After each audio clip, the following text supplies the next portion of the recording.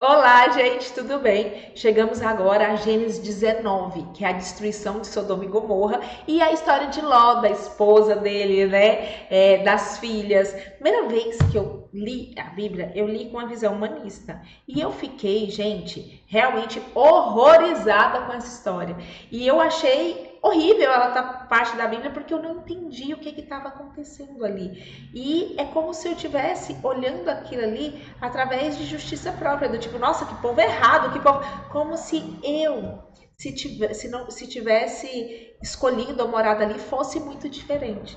E eu quero abrir vocês e convidar vocês para enxergar essa história de uma ótica diferente, de uma ótica de como o ser humano é influenciável e de como nossas guerras são contra padrões de pensamento.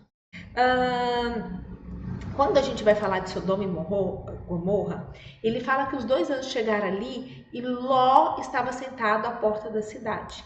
Então, existe aqui um paralelo que ele vai traçar. Não sei se vocês lembram, mas Ló é o sobrinho de Abraão, que viveu com Abraão como se fosse filho, que andou ali com Deus quando estava com muito gado. Os dois brigaram pela quantidade, né? Na verdade, nem foi eles, foi os pastores deles. Quantidade de gado, a região não estava sustentando, e aí eles resolveram se separar. Quando eles resolveram se separar, Ló pôde escolher para onde ir e ele foi guiado, sabe, pela aparência externa, onde parecia ser mais frutífero. E ele não importou contra os padrões de pensamento. Ele resolveu ficar entre Sodoma e Gomorra, locais que são realmente conhecidas pela maldade, de mesmo naquela época. Então, quando a gente vai ver a maldade, a arrogância, essas coisas, ele, como tudo era verdinho, ele preferiu ir para lá. E aí a gente vai ver e fazer o paralelo de como Abraão reage e como Ló reage. E aí nós vamos trazer para cá e vamos ver o que a Bíblia está querendo nos mostrar. Então, Sodoma e Gomorra eram cidades cruéis. E Ló, né, estava assim como Abraão na entrada da porta da cidade, esperando. Abraão estava na porta da tenda, Ló estava à porta da cidade. Quando avistou os anjos, né, ele levantou e foi recebê-lo e prostrou-se com o rosto em terra. Então Ló também reconheceu que era santo. Ló também teve esses olhos abertos para conseguir perceber que aquilo era algo sagrado. E Ló também prostrou-se com o rosto em terra. Então ele também, em humildade, assim como Abraão, ele pareceu com Abraão, ele prostrou-se, ele olhou, ele reconheceu. E ele quis servir. Meus senhores, por favor, acompanhe a casa do meu servo, acompanhe-me à casa do seu servo. Lá poderão lavar os pés, passar a noite e pela manhã seguir caminho. Não, passaremos a noite na praça, responderam. Mas ele insistiu tanto com eles que finalmente o acompanharam e entraram em casa. Então ele realmente queria servir, né? Prestar culto, queria ser um servo desses homens santos. Ló então mandou preparar-lhe uma refeição e assar pão sem fermento, e eles comeram. Existe aqui, assim como Abraão, Ló também quis servir. Ló também preparou uma refeição.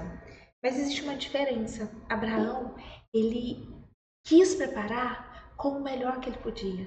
Ele meio que fez assim, igual Josué falou, eu e minha casa serviremos ao Senhor. Ele correu lá e pegou o melhor rebanho. Ele pediu para a esposa, a própria Sara, fez o pão, serviu. Ele não pediu um pão, ele pediu o melhor pão, a melhor farinha, 3 pães, um pão para cada. Ele levou leite, ele levou coalhada, ele levou fermento e ele ficou ali de pé, esperando o que mais eu posso servir. Quando a gente vem aqui e começa a ler o relato de Ló, Ló preparou uma refeição. E quem preparou essa refeição foi alguém da casa. Ló mandou-lhe preparar-lhes uma refeição e assar o pão sem fermento e eles comeram. Ló não tinha convertido a casa. A família não recepcionou, as filhas não recepcionou, a esposa não fez o pão. É como se o Ló ali ele tivesse oferecendo o banquete, mas não é que ele ofereceu com tudo que ele tinha e não é que a casa dele, né, também estava oferecendo.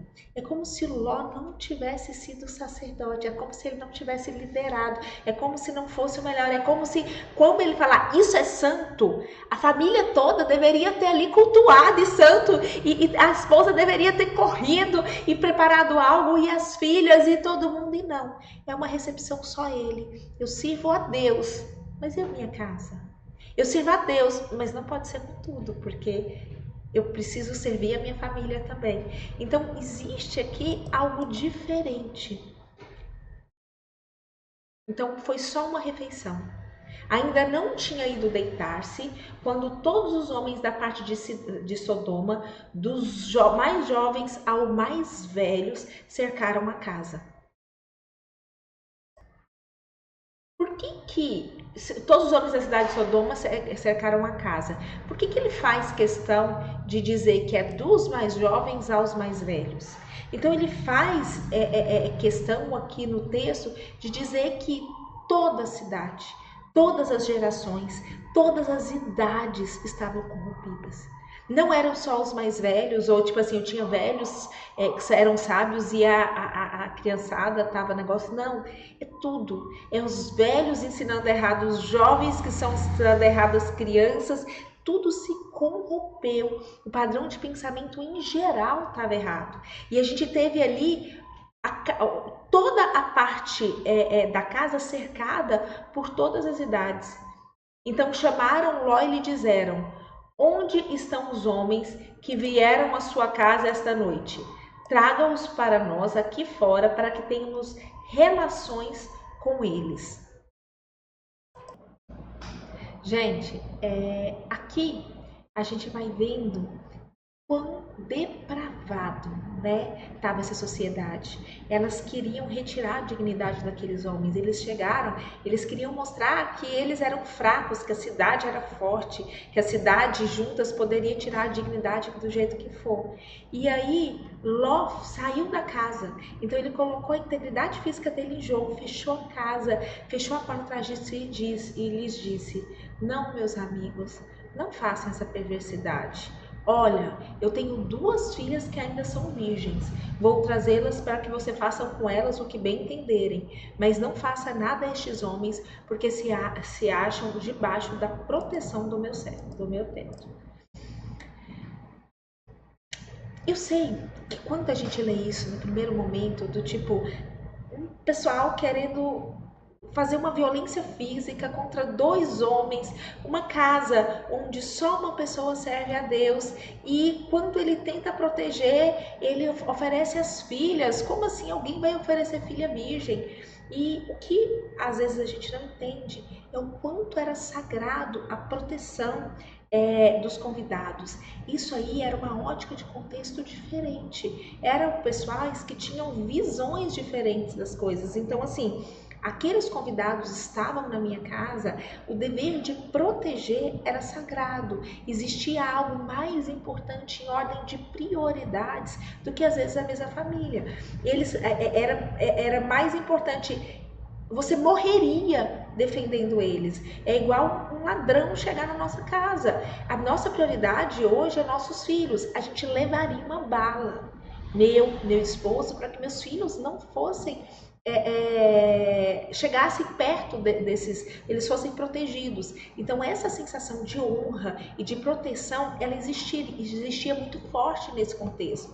Mas mais do que isso, ainda tinha a noção que aquilo era sagrado, era santo, era separado. Então ele estava tentando, para você ver, ele se colocou para fora, ele colocou a integridade física, ele estava oferecendo tudo que ele tinha, estava oferecendo a família toda para manter aqueles homens protegidos. E aí mostra o quanto realmente Sodoma estava depravada, né? Eles falaram: saiam da frente, gritaram, e disse: este homem chegou aqui como estrangeiro e agora quer ser o juiz? Faremos a você pior do que a eles. Então empurraram a Ló com violência e avançaram para arrombar a porta. Então eles já estavam prometendo que, além dos anjos, eles vão também machucar o próprio Ló, né? Nisso, os dois visitantes, os próprios anjos, protegeram Ló e puxaram-na para dentro e fecharam na porta. Depois feriram com cegueira os homens que estavam à porta, dos mais jovens aos mais velhos, de maneira que não conseguiram encontrar a porta. Então, sobrenaturalmente, os homens ficaram cegos, ficou muito escuro, eles não conseguiram encontrar a porta, ali virou uma confusão. E Deus mesmo interveio para que a maldade do homem não ficasse tão grande. Gente, se não fosse por Deus, esses homens tinham machucado a família inteira. Mas não é qualquer um, era dos mais velhos aos mais novos, por causa de um padrão de pensamento perverso, onde eles queriam retirar a dignidade um dos outros, onde eles estavam com uma depravação fora do comum, onde eles não honravam ninguém. E aí, a gente faz os dois homens perguntaram a Ló: você tem mais alguém na cidade? Genros, filhas ou outro parente? Tire-os daqui, porque estamos para destruir este lugar. As acusações feitas ao Senhor contra esse povo são tantas que ele nos levou para destruir a cidade. Então ele convoca as pessoas para ir embora, tá certo? Para fugir, porque aquela cidade ia ser destruída. Na hora que Ló, nós vamos lá, Jó, mas não é agora não. Na hora que Ló recebeu essa ordem, ele já foi falar com os genros. E na hora que ele falou, que os genros as quais iam casar suas filhas, ele disse: saia imediatamente deste lugar, porque o Senhor está para destruir a cidade. Mas eles pensaram que Ló estava brincando. Então o coração deles estava, fechado, estava endurecido. Gente, é tão engraçado. Eles viviam num contexto de perversidade, de devassidão, um contexto de padrões de pensamento extremamente errado, e eles nem acreditavam que Deus ia julgar. Eles riram: não está acontecendo nada, como assim destruir essa cidade? Eles ainda tinham a falsa impressão de que era bom. E ao raiar do dia, os anjos insistiam com Ló, dizendo: depressa, leve daqui a sua mulher e as duas filhas, ou vocês também serão mortos quando a cidade for castigada. Aqui me mostra também outra coisa. Quando em Gênesis vai mostrando Abraão, quando Deus falou assim, circuncisa, ele circuncidou na hora, é uma obediência rápida. Quando falou para Noé descer da arca, foi na hora. A gente vê obediências de prontidão, e a gente vê Ló querendo servir, mas assim, lento ainda: será que eu sirvo, será que não sirvo? Então assim, aquela é como se ele tivesse, hesitando. Não é que ele estava ali com tudo, eu sinto aqui que existe uma idolatria no coração de Ló. Existe uma idolatria. Ele não estava amando Deus sobre todas as coisas. Ele tinha uma idolatria da família, da esposa, né? Não é que ele foi um líder do sacerdote e falou assim: a minha casa e eu vamos servir ao Senhor, minha esposa, minhas filhas vão entender o que a Bíblia diz, o que o Senhor diz, elas não vão se misturar com o mundo. Não, ele servia, mas ele deixava a esposa, as filhas correr solta, tinha a parte do negócio, tinha um rebanho, como a mulher e as filhas estavam demorando a arrumar, e ele falou: depressa, vai, e ele está ali hesitando. Então ele serve, mas não é que ele serve, né? Ele entrega, mas não é que ele entrega. Então, ali no coração dele tem muita idolatria, e a família dele está totalmente ganhada, dominada pelos padrões de pensamentos de Sodoma e Gomorra, que são padrões de pensamento extremamente errados. Então ele hesita e fala: depressa, gente, leva embora daqui sua mulher, seu filho, ou vocês vão ser mortos quando a cidade for castigada. Então, bora, Ló. Tendo ele hesitado, gente, e ele ainda continua hesitando, os homens agarraram pela mão, e como também sua mulher e as duas filhas, e os tiraram ali à força. Ele foi expulso, ele ia morrer, se deixasse por eles mesmos, ele ia morrer naquela cidade. Então ele foi tirado à força e jogado para fora da cidade, porque o Senhor teve misericórdia. Você está entendendo que o Senhor mesmo empurrou por misericórdia, tirou ele da cidade, porque senão ele morreria de tanto que os padrões de pensamento daquela cidade estavam dentro dele, da família. Assim que o tiraram da cidade, um deles disse a Ló: fuja por amor à sua vida, não olhe para trás e não pare em lugar nenhum da planície.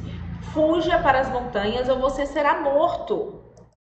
Urgência, gente, Deus é santo. Ló, porém, lhes disse: não, meu senhor. Seu servo, tipo assim, não é que eu quero te obedecer aí, não é que eu vou sair correndo e vou pro negócio. Ele tá tipo, não, meu senhor, deixa aqui. É como se fosse assim: não seja feito por vossa vontade, não seja o vosso reino. Vamos fazer um meio termo da minha vontade e da sua vontade? Deixa eu te servir até aqui, deixa eu te servir só com meu tempo domingo, deixa eu te servir só com um pouco do meu dinheiro. Não precisa ser tudo isso, né? Diz os 10% inteiro, não precisa. Seu servo foi favorecido por sua benevolência, pois o Senhor foi bondoso comigo. Ah, o Senhor é tão bom, o Senhor é tão maravilhoso. Não precisa fazer tudo, né? É aquela graça barata. Não posso fugir para as montanhas, senão essa calamidade cairá sobre mim e morrerei. Aqui perto há uma cidade pequena, está tão próxima que dá para correr até lá. Deixe-me ir para lá, mesmo sendo tão pequena, lá serei salvo. E ele respondeu: está bem, também lhe atenderei esse pedido. Não destruirei a cidade da qual você fala. Fuja depressa, porque nada poderei fazer enquanto você não chegar lá. Por isso, a cidade foi chamada de Zoar. Quando Ló chegou a Zoar, o sol já havia nascido sobre a terra. Então o Senhor, o próprio Senhor, foi o próprio Deus, fez chover do céu fogo e enxofre sobre Sodoma e Gomorra. Assim ele destruiu aquelas cidades e toda a planície, com todos os habitantes das cidades da vegetação. Mas a mulher de Ló, tem a musiquinha, né, da estátua de sal, mas a mulher de Ló olhou para trás e se transformou numa estátua de sal. Gente, vamos entender um pouco nisso? Isso é tão grave que Deus não manda a gente lembrar de Esther, de Ruth, nem nada, mas no Novo Testamento, e em Lucas 17:32, ele fala: lembre-se da mulher de Ló. Lembrem-se da mulher de Ló. A mulher de Ló identificou tanto com Sodoma. A mulher de Ló gostava tanto daquele padrão de pensamento. A mulher de Ló estava tão apegada aos próprios pecados que quando Deus pediu para que ela abandonasse o pecado, que ela abandonasse aquele jeito de pensar, que ela abandonasse a vanglória, que ela abandonasse aquilo que estava errado, o apego ao passado era tão grande, era tão maior que a confiança no futuro, que ela virou coluna de sal, que ela ficou paralisada. Gente, eu creio que literalmente ela virou uma coluna de sal. Eu creio que literalmente o fogo, alguma coisa aconteceu e ela foi carbonizada. Mas eu creio também que existe uma analogia aí a quantas vezes a gente se paralisa, quantas vezes a gente vira uma coluna de sal, porque a gente está apegada ao passado, em vez de ter confiança no futuro. Quantas vezes a gente fica olhando para trás quando Deus fala: não olhe para trás. Sabe, toda dor que você tem, todo erro que você vê no seu passado, toda raiva que possa ter de algum passado, pode ter certeza, você é pecador. Tem muitas coisas que você fez errado. As outras pessoas, é difícil viver um mundo de pecado? As pessoas erram, mas nós também erramos muito. Existe um pedido de arrependimento para a gente entrar no caminho estreito. Precisa olhar para tudo que você fez de errado e arrepender. E começar a confiar que Deus pode mudar. Sem esse arrependimento, a gente não faz caminho reto ao Senhor. E existe um pedido de Deus. Olha para a mulher de Ló. Olha o quanto ela estava encharcada por uma apegada numa cidade totalmente depravada. Numa cidade onde dos mais velhos aos mais novos, eles tinham coragem de estuprar homens e de fazer as coisas mais terríveis do mundo, e que eles tinham uma vanglória fora do comum. Uma cidade cheia de maldade, onde as filhas e ela foram criadas e aquele padrão de pensamento entrou dentro do coração dela, dentro da mente dela, e a gente vai ver dentro da mente das filhas também. Então, existe um temor, primeiro, quando os homens não são sacerdotes, porque a gente não serve só a gente a Deus, é nós e nossa casa. Mulheres, se seu homem não é convertido, orem pela conversão, levantem um sacerdote, orem pelos seus filhos, coloquem eles para ler a Bíblia. Existe um local onde a gente precisa proteger a nossa família dos padrões de pensamento. E se seu homem é convertido, coloque ele para ler a Bíblia. Homens que estão vendo isso, orem. Liderem suas mulheres. Se elas não são convertidas, orem por ela, interceda, coloque para ler a Bíblia, seus filhos para ler a Bíblia, orar antes de almoçar, orar antes de jantar, que o padrão de pensamento do reino dos céus seja o padrão de pensamento da sua casa, porque a nossa guerra é contra padrões de pensamentos. E aí a gente tem a continuação dessa história, mostrando que, na manhã seguinte, Abraão se levantou e voltou ao lugar onde ele tinha estado diante do Senhor, e olhou para Sodoma e Gomorra e por toda a planície, e viu uma densa fumaça subindo na terra, como uma fumaça de uma fornalha. Quando Deus arrasou as cidades da planície, lembrou-se de Abraão e tirou Ló do meio da catástrofe que destruiu as cidades onde Ló vivia. Então, assim, quando Abraão olhou, o que ele percebeu não tinha nenhum justo sequer. Não tinha os 20 justos. Deus destruiu. Abraão percebeu que realmente é difícil. Mas por causa da intercessão, Ló era justo? Não. Todos nós merecíamos isso. Mas por causa da intercessão de Abraão, quando ele foi destruir, ele lembrou-se de Abraão. Gente, todas as nossas orações estão subindo como incenso para Deus. Todas as nossas orações terão respostas. Ló foi livrado mediante uma oração. Vamos interceder uns pelos outros. E para finalizar, a gente vai ver que Ló fez, depois que ele viu que Deus realmente é justo e julga, que Deus vê tudo, Deus se importa com tudo e Deus responde, ele quis obedecer aquela instrução inicial. Ele falou, não vou ficar aqui em Zoar, não, eu vou viver nas montanhas, porque ele tinha medo, né, de permanecer em Zoar. E eles e suas filhas ficaram morando numa caverna. Um dia, a filha mais velha disse à mais nova, nosso pai já está velho e não há homens das redondezas que nos possuam, segundo o costume da nossa terra. Vamos dar vinho ao nosso pai e então nos deitaremos com ele para preservar a sua linhagem. Gente, sabe quando você...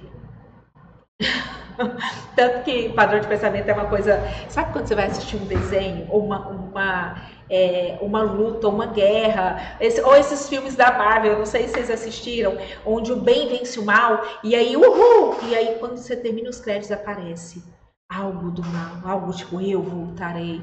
Tipo, aquela parte final onde não é que o mal foi destruído.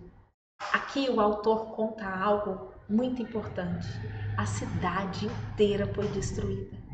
Deus tirou só Ló. Ali, foi juízo e já foi tudo destruído. Porém, quando a gente achou que a justiça tinha sido completa, que destruiu tudo. A gente vê a parte final. E ele mostra, sabe o quê? Que o padrão de pensamento daquela cidade estava lá, dentro das filhas de Ló. Quase como eu voltarei. A maldade persistia. As filhas tinham o mesmo padrão de pensamento. E as filhas tinham tanto medo de morrer de fome, porque naquela época, gente, descendentes era igual a quem vai sustentar, precisava lavrar a terra, precisava, e elas começaram a ficar com medo. Às vezes a gente fala, meu Deus, as filhas fazendo isso com o pai. Gente, é padrão de pensamento. Hoje, se você contasse antigamente, nessa época, que as pessoas iam se anestesiar e iam se mutilar inteira para ter uma forma física que alguém disse que era bonito, que é a cirurgia plástica, eles iam falar, não acredito, que povo doido, Deus não faz isso. Se as coisas que a gente faz hoje é um absurdo para as outras épocas e para hoje nós é normal. Então, para essa época, descendência era uma das coisas mais importantes que tinha, que era sobrevivência. E para eu ter o que eu preciso, vale tudo. Esse é o padrão de pensamento. Se isso é felicidade, se felicidade é descendência, vale tudo. Até mesmo alcoolizar meu pai e ter relações sexuais com ele. Então, o grande problema é esse padrão de pensamento, que, como a gente vê, continuou.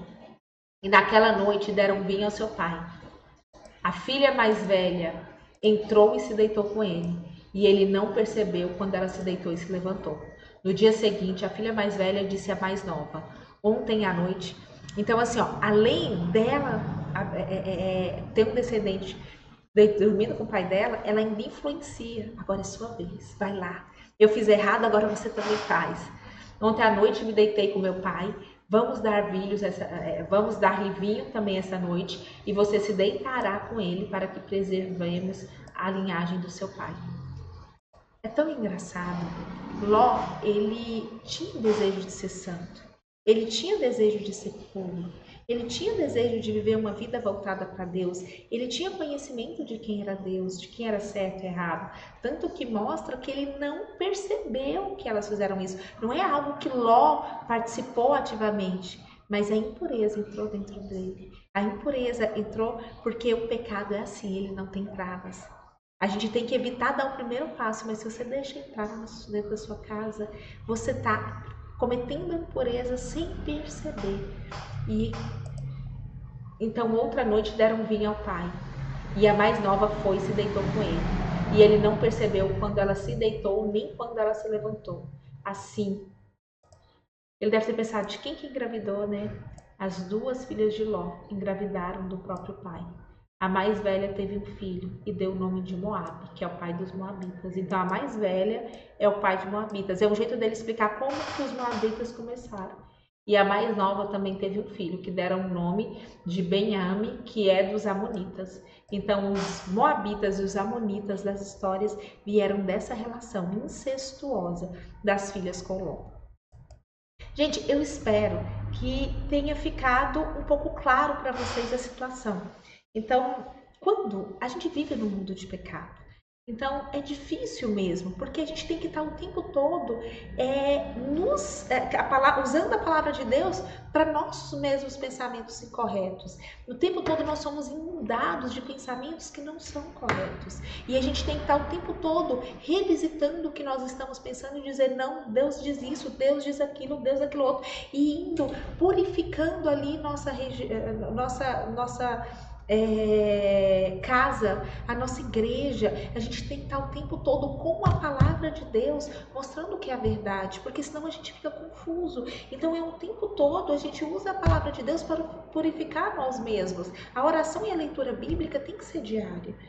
E é contra padrão de pensamento mesmo. E a gente vê a história de Ló, um homem que queria servir a Deus, mas como não serviu com todo o coração e não colocou limites na casa dele e não se levantou como sacerdote desse lar e não instruiu, a esposa, os filhos nesse caminho, não pregou a palavra da Bíblia o tempo todo, a maldade daquela região onde ele escolheu entrou para dentro da sua casa. E por mais que Deus tivesse destruído Sodoma e Gomorra, a gente vê que custa caro.